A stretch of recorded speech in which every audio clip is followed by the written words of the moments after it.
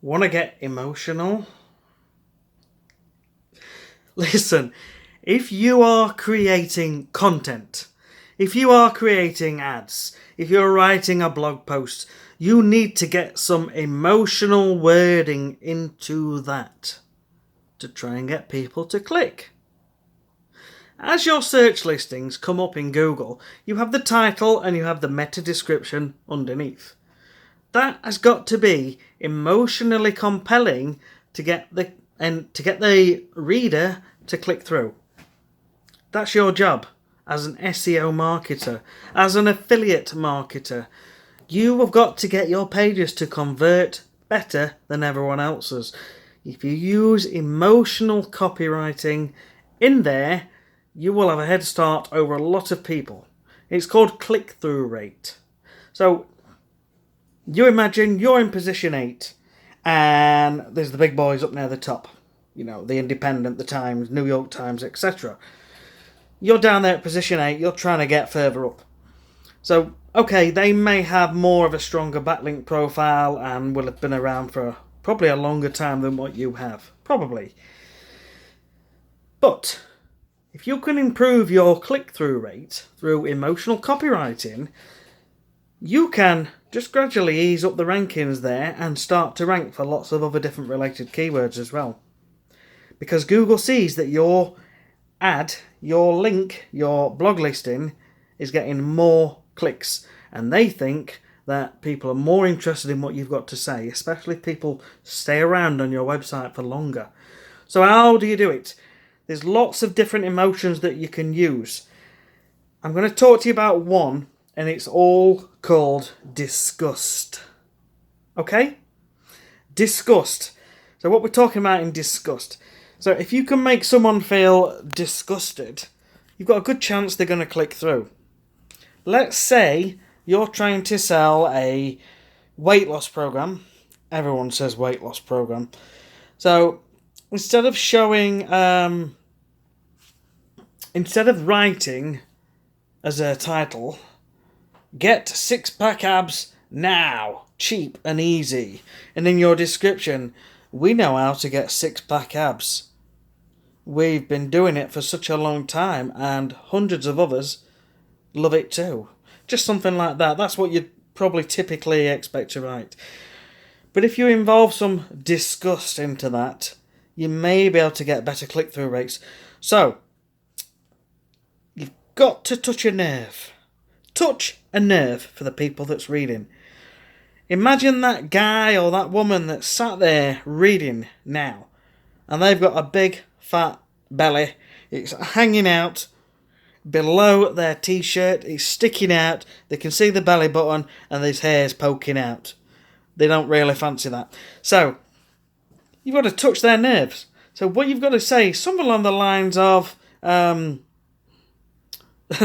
okay, going a step too far, you would say, you ain't going to get laid with that belly. Or, she's going to turn away when she sees the size of your belly. We're getting along the right sort of lines here. So you've just got to think what you can write, which is creative and touches their emotions. So, let us think.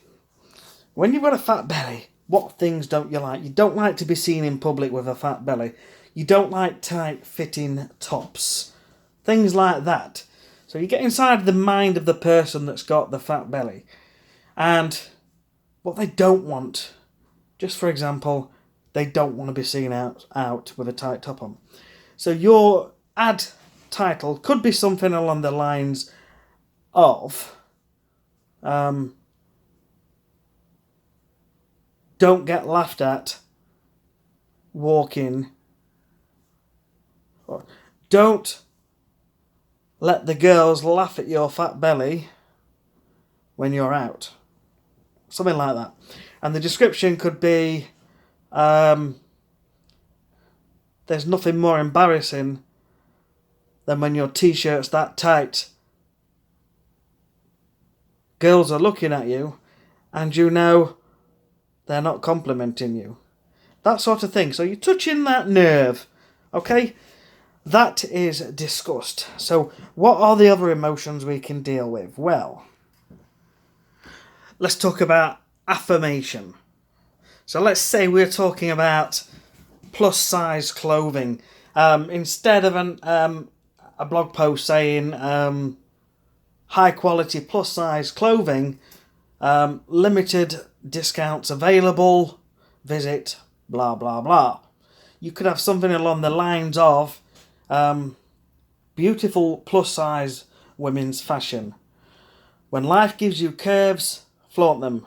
Beauty has no weight limit. Something like that.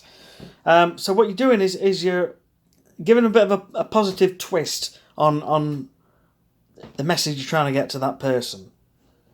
So that is that one. So another one I want to pass on to you today is using fear. It's absolutely fine to use fear in your descriptions, your titles, etc., but make it real. So let's say you were writing about cancer. Say you've got a clinic who does cancer screening, and originally you may have put something like cancer screening, early detection saves lives, book an appointment today. You could change it to something like easy cancer screening available as a title, and then the description could be survival rate is up to 100% as long as survival rate is up to 100% with early detection. Book an appointment today. So guys, that's 3 simple tips for emotional copywriting. You've really got to get into the heads of the people who's reading. I would say 99% of marketers do not do this, but this makes a massive difference. I recently did this on 3 of my own blog posts, and they went from 1 point something% click-through rate, and within a couple of weeks they were up to about the 3 or 4% click-through rate. So it's definitely worth doing, because all these little things will gradually ease you up through the rankings. You've got to work at it. So it's up to you guys. Test headlines, try things out, try them out for a few weeks, see if you notice an increase in your click-through rates. Alright, I'll love you and leave you. Bye.